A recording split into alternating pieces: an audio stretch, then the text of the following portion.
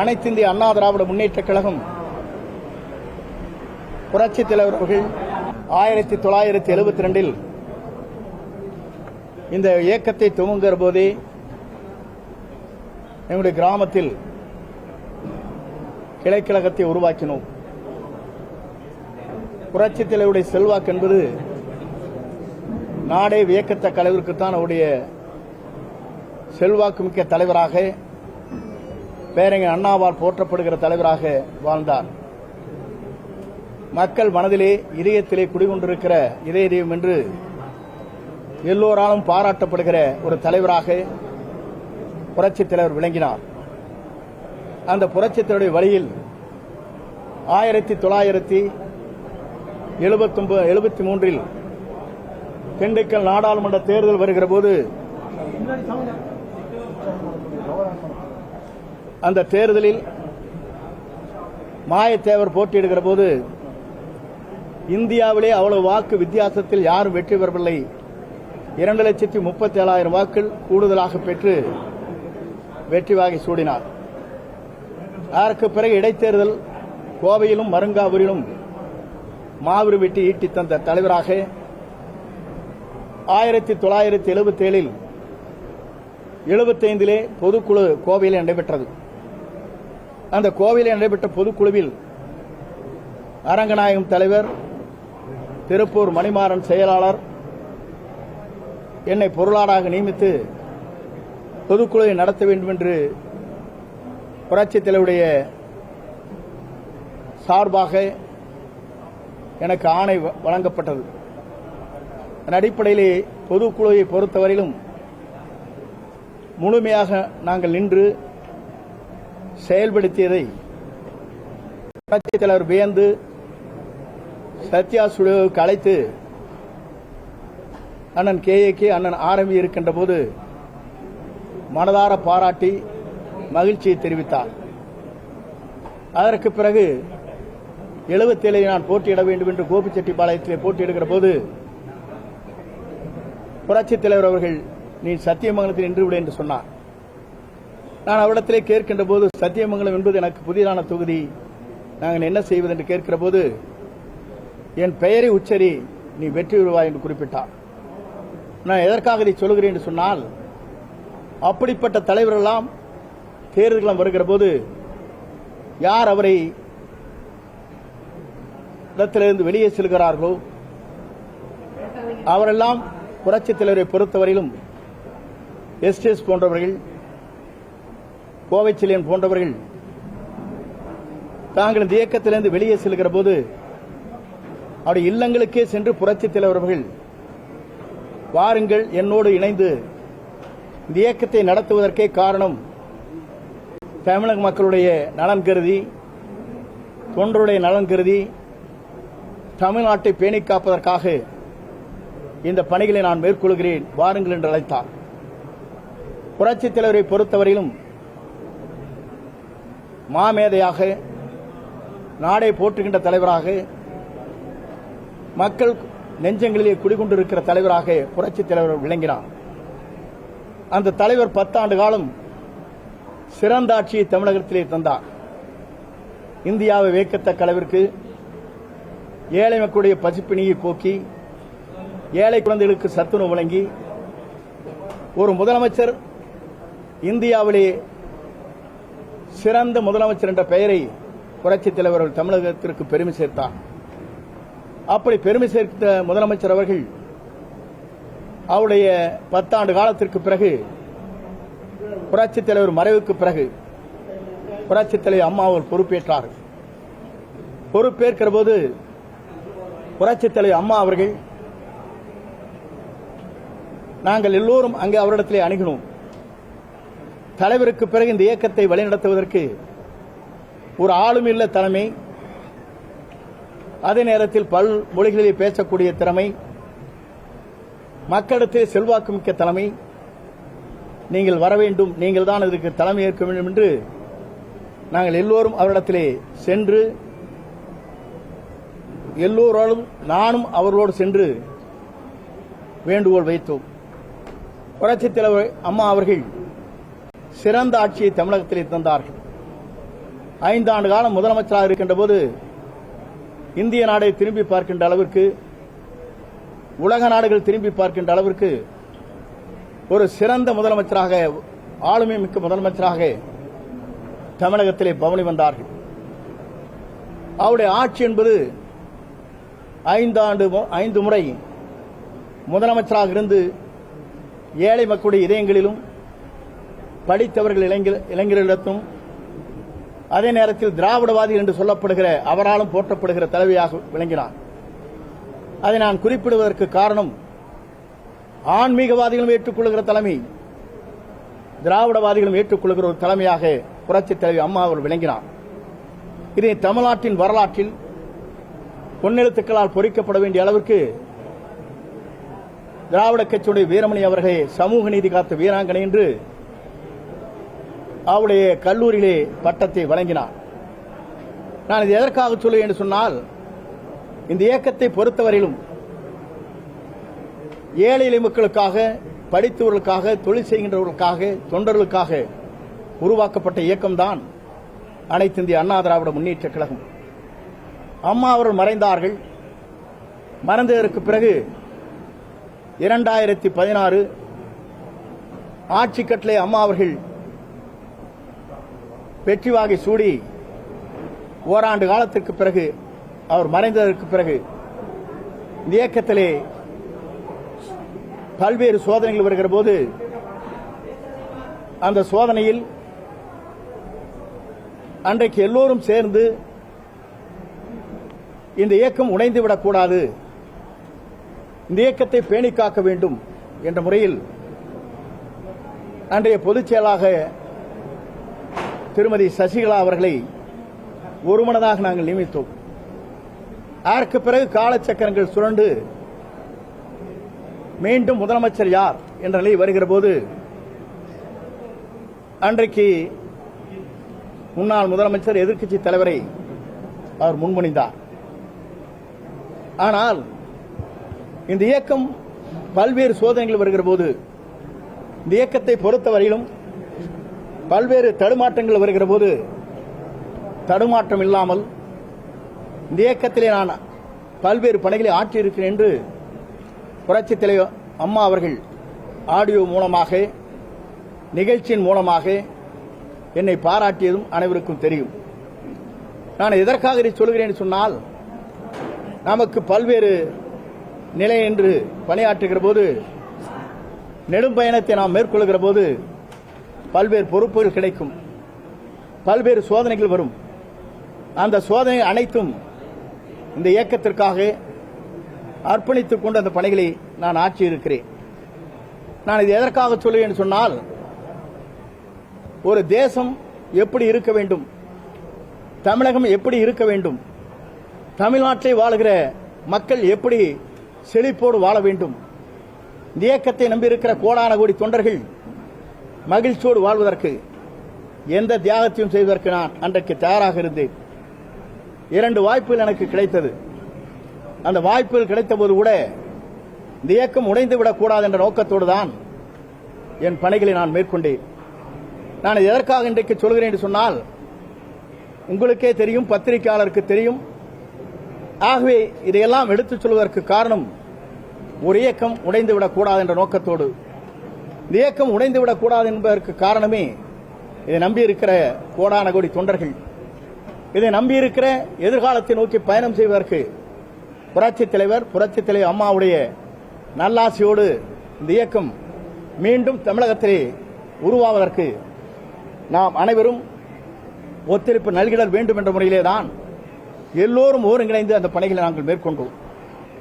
2016க்கு பிறகு தொடர்ந்து நாம் தேர்தலை சந்திக்கிறோம்.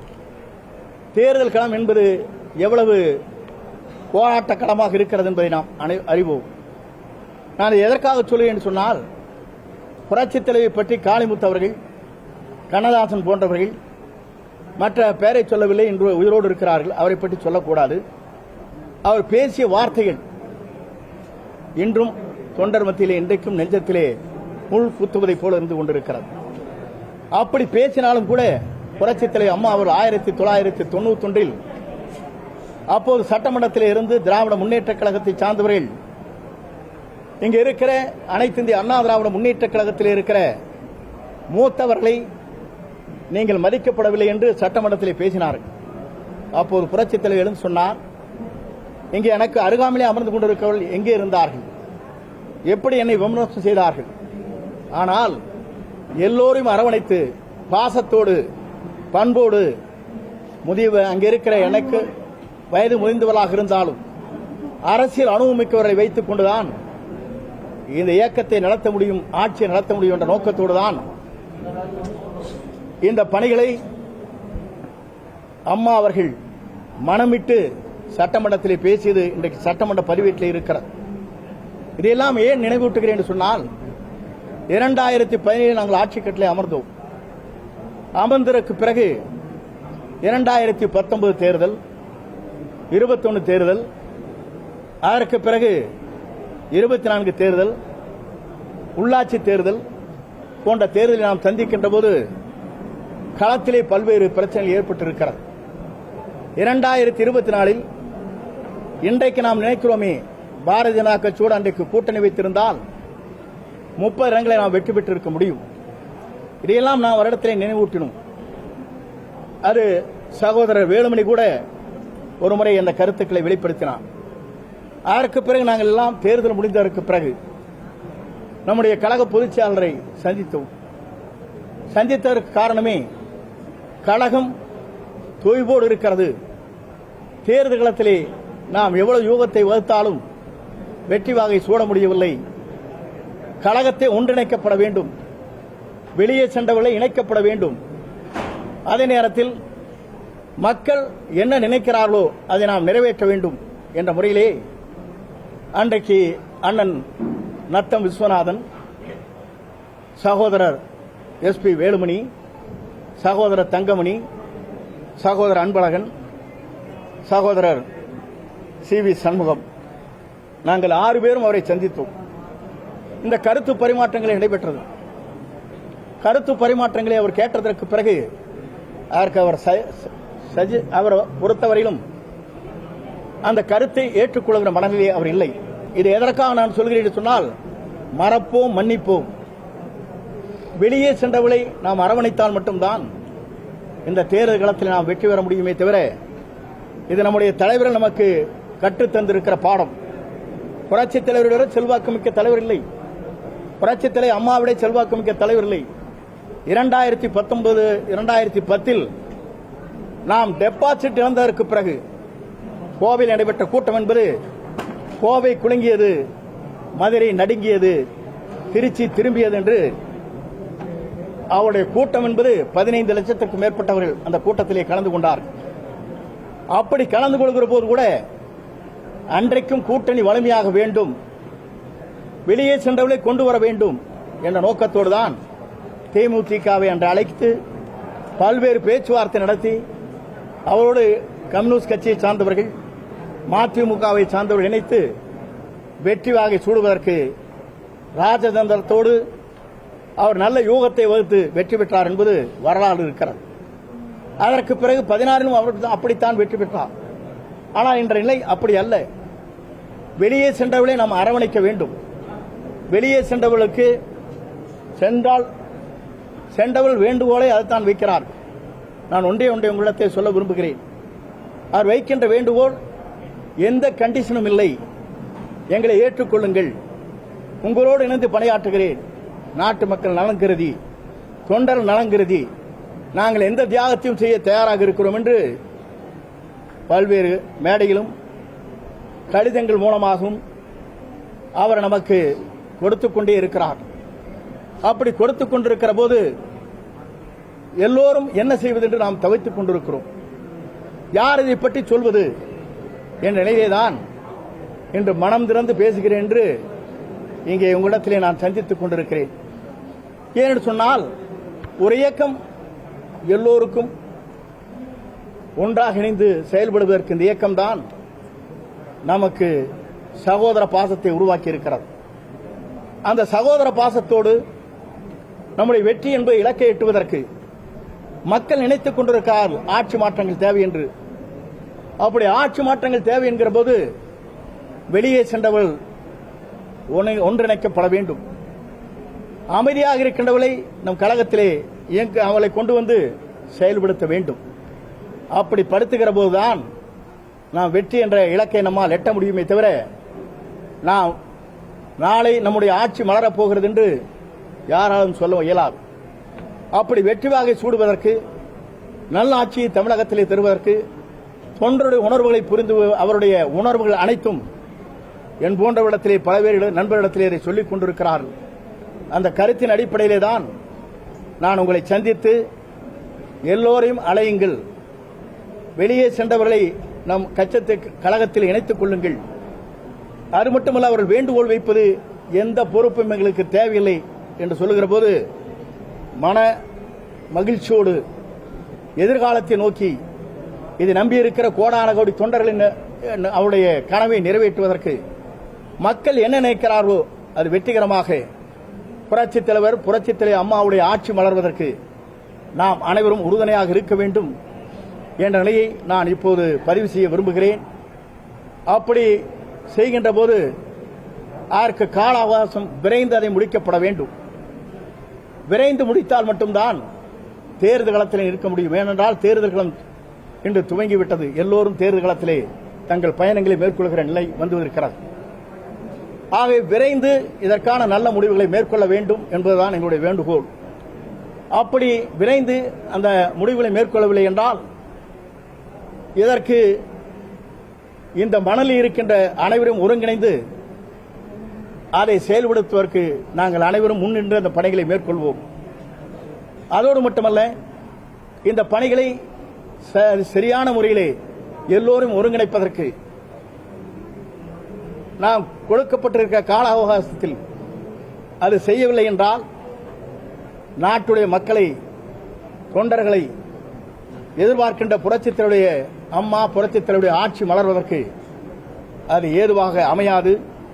அதை அமைப்பதற்கு என்னுடைய வேண்டுகோள் ஒன்றே ஒன்றுதான், விரைந்து அதை செய்யப்பட வேண்டும். அப்படி செய்யவில்லை என்று சொன்னால் யார் இந்த மணலிலே இருக்கிறார்களோ ஒருங்கிணைந்து செயல்படுத்துவதற்கு நாங்கள் அனைவரும் தயாராக இருக்கிறோம். அது மட்டுமல்ல, இவருடைய வெற்றி பயணம் என்பது இதற்கு முடிவு வந்தால் மட்டும்தான் அந்த வெற்றி பயணத்தை நான் கலந்து கொள்வேன் என்பதையும் இந்த நேரத்திலே பணிவன்போடு தெரிவித்துக் கொள்கிறேன். நாடு நலங்காக்க, நாட்டு மக்கள் நலங்காக்க, தொண்டர் நலங்காக்க, புரட்சித் தலைவர் அம்மாவுடைய நல்லாட்சி மலர என்னுடைய பணிவான இந்த வேண்டுகோளை உங்கள் மத்தியிலே வைக்கிறேன். நன்றி, வணக்கம்.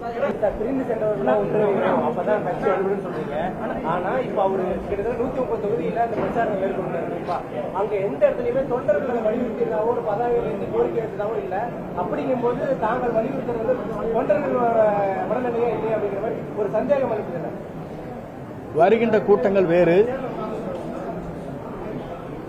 பலவேறு தரப்பட்ட தொண்டருடைய மனநிலை வேறு, முக்கிய நிர்வாகிகள் மனநிலை வேறு. மக்கள் ஒன்றிணைந்தால் மட்டும்தான் வெற்றி பெற முடியும் என்று மக்களுடைய மனநிலைகள் வேறு. இதை மனதிலே கொண்டுதான் இதற்கு ஒரு முற்றுப்புள்ளி வைக்க வேண்டும் விரைந்து என்பது முறையிலே தான் இந்த கோரிக்கையை நான் வைத்திருக்கிறேன். அது பொதுச் செயலாளர் முடிவு செய்யலாம், அதிலே கருத்து வேறுபாடுகள் எனக்கு இல்லை. வெளியே சென்றவர்கள் அனைத்து இந்திய அண்ணா திராவிட முன்னேற்ற கழகத்திலே முக்கிய பொறுப்பிலே இருக்கின்றவர்கள். அந்த முக்கிய பொறுப்பிலே இருக்கின்றவன் இணைக்கப்பட வேண்டும் என்பதுதான் என்னுடைய நோக்கம். ஆகவே முக்கிய பொறுப்பிலே இருக்கின்றவன் நியமிக்கப்பட வேண்டும் என்று சொல்வதற்கு காரணமே, தென் மாவட்டத்திலே பார்த்தால் தெரியும், உங்களை போன்ற பத்திரிகையாளரும் செய்தியாளரும் உங்களுக்கு நன்றாக தெரியும் நிலை என்ன இருக்கிறது என்பதை நீங்கள் புரிந்து கொண்டிருக்க முடியும். ஆகையெல்லாம் ஒருங்கிணைக்கிற போதுதான் வெற்றி என்ற இலக்கை மட்டுமல்ல மாபெரும் வெற்றி அடைய முடியும்.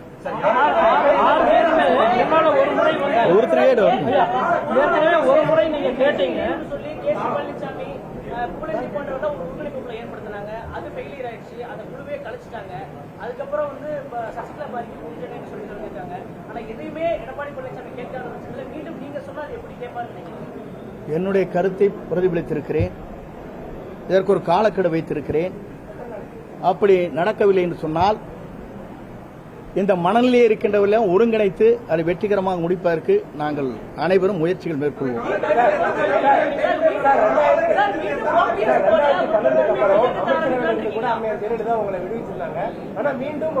முதலமைச்சர் எடப்பாடி பழனிசாமி அமைச்சரவையில கூட சேர்க்கப்பட்டீங்க. ஆனா இப்ப அவருக்கு எதிராக நீங்க கருத்து சொல்ற மாதிரி இருக்கு. அது போன்ற கருத்துக்கள் இடத்துல இல்லை. அவரே 2009 பொறுப்பிலிருந்து நீக்கப்பட்டார். அது உங்களுக்கு தெரியுமா?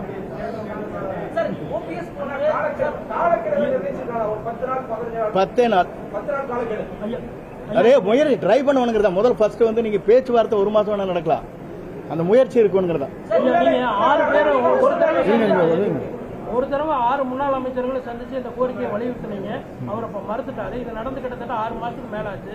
அதன் பிறகு மாவட்ட செயலாளர் கூட்டத்திலேயோ வேற செயற்குழு கூட்டத்திலேயோ நீங்க இந்த கோரிக்கையை வலியுறுத்திட்டீங்களா? அதுக்கு ஏதாவது EPS பதில் சொல்லியிருக்காரா? என்னை பொறுத்தவரையிலும் 6 பேர் பேசியதற்கு பிறகு கழகத்தின் பொதுவான கருத்துக்களை என்னிடத்திலே என்றைக்கும் அழைத்து பேசியதில்லை, பேச முன்வரவில்லை.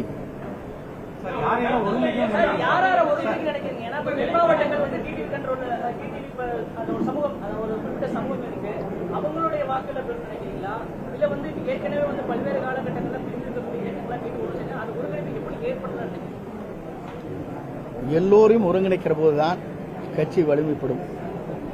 எல்லோரும் ஒருங்கிணைக்கிற போதுதான் வெளியே சென்றவர்கள் அமைதியாக இன்றைக்கு கழக பணியை ஆற்றாமல் அமைதியாக இருக்கின்றவர் பல பேர் இருக்கிறார். அவரெல்லாம் அழைத்து அங்கங்கே ஒருங்கிணைக்கிற போதுதான் நாம் மாபெரும் வெற்றியை ஈட்ட முடியும்.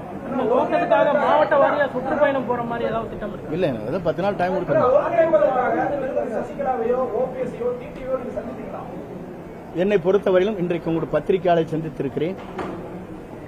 அதற்கு பிறகு என்ன நடக்கப் போகிறது, நாம் என்ன செய்ய போகிறோம் என்பதை எனக்கு நெருங்கிய நண்பர்கள் இருக்கிறார்கள். இந்த மனநிலையோடு அவரை கலந்து அது முடிவு மேற்கொள்வேன். யாரு யாரு யாரு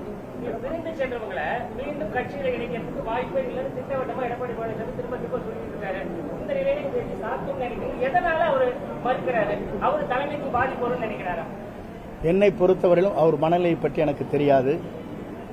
என்னுடைய மனநிலை, கோடான கோடி தொண்டருடைய மனநிலை, பொதுமக்கள் இந்த இயக்கம் வெற்றி பெற வேண்டும், நல்ல நேரம் இதுதான் என்று விரும்புகின்ற மனநிலையைத்தான் இங்கே வெளிப்படுத்தினேன். கடந்த காலங்கள்ல நீங்க மத்திய டெல்லி போயிட்டு பல்வேறு தலைவர்கள் பாஜக தலைவர்களை சந்திச்சிருக்கீங்க. குறிப்பா இது அதிமுகவோட தலைமை அனுமதி இல்லாம போய் சந்திச்சதா கூறப்படுது. இதற்கு முன்னாடி அம்மையார் ஜெயலலிதாவோ இல்ல எம்ஜிஆர் இருந்தப்ப இந்த மாதிரி ஒரு தலைமையில இருக்க ஒரு முன்னாள் அமைச்சர் கூட யாராவது இந்த மாதிரி சந்திப்பு ஏற்படுத்த முடியுமா? இதுல ஏதாவது உள்நோக்கம் இருக்கிறதால தொடர்ந்து அதை பத்தி தான் பேசிருக்கேன். பாரத பிரதமரை சந்தித்து இருக்கிறார். என்னைத்தான் பப்ளிசிட்டி பண்ணிட்டீங்க. நம்முடைய அமைச்சர்கள் இருந்து பாரத பிரதமரை சந்தித்து பேசியவரும் இருக்கிறார்கள். உள்ளாட்சித்துறை அமைச்சரையும் பேச்சுகள் இருக்கிறார். என்னை மட்டும் தனிப்பட்ட முறையிலே நீங்கள் ஏன் சென்றீர்கள் கேட்கக்கூடாது. அவர் அழைக்கிறார்கள், போகிறோம். போனதற்கு பிறகு ஒரு நல்ல சுமூகமான உறவு ஏற்படுகிறது. இன்று இணைந்து பணியாற்றுகிறார். முதலிலே நான் என்னை பொறுத்தவரையிலும் இந்த இயக்கத்திற்காக எந்த தியாகத்தையும் செய்வதற்கு நான் தயாராக இருக்கிறேன். இந்த இயக்கம் உயிரோட்டம் உள்ள இயக்கமாக, புரட்சித்தலை அம்மா குறிப்பிட்டார்களே, 100 ஆண்டு காலம் இந்த இயக்கம் ஆளும் என்று குறிப்பிட்டார்களே, சொல்ல வருகிறேங்க. அதற்காகத்தான் என் பணிகளை இன்று துவங்கி இருக்கிறேன்.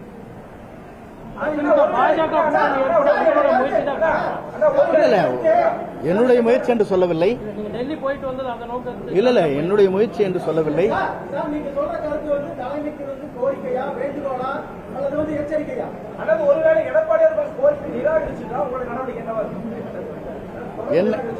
என்னை பொறுத்தவரையில் உங்களுக்கு 2 சொன்னேன். விரைந்து இந்த கோரிக்கை நிறைவேற்றப்பட வேண்டும் என்பதுதான் எல்லோருடைய ஆசை. அப்படி நிறைவேற்றப்படவில்லை என்றால் இந்த மனநிலையில் இருக்கின்றவர்களை ஒருங்கிணைந்து எல்லோரும் இணைப்பதற்கு நாங்கள் எல்லோரும் சேர்ந்து என்ன சேர்த்து முடிக்க வரை கொண்டது முயற்சிகளை நாங்கள் மேற்கொள்வோம். தம்பி இருங்க, அங்கிருந்து செட்டப் பண்ணிலாம் வந்து பேசக்கூடாது. கொஞ்ச நேரம் அமைதி இருங்க. உன்னை சொல்லி முடிக்கிறேன். அதுதான் எங்களுடைய நோக்கமே தவிர, நான் இப்போ கடைசியில் சொன்னேன், கேட்டீங்களா இல்லையா? இது விரைந்து செயல்படவில்லை என்றால் இவர் சுற்றுப்பயணத்திலே நான் கலந்து கொள்ள மாட்டேன்னு சொன்னா இல்லையா? அப்புறம் என்ன வேணும்? கருத்து உடையவங்க, இந்த மாதிரி கருத்து உடையவங்களை நீங்க ஏற்கனவே சந்திச்சு பேசிட்டீங்களா சார்? அது சஸ்பென்ஸ்.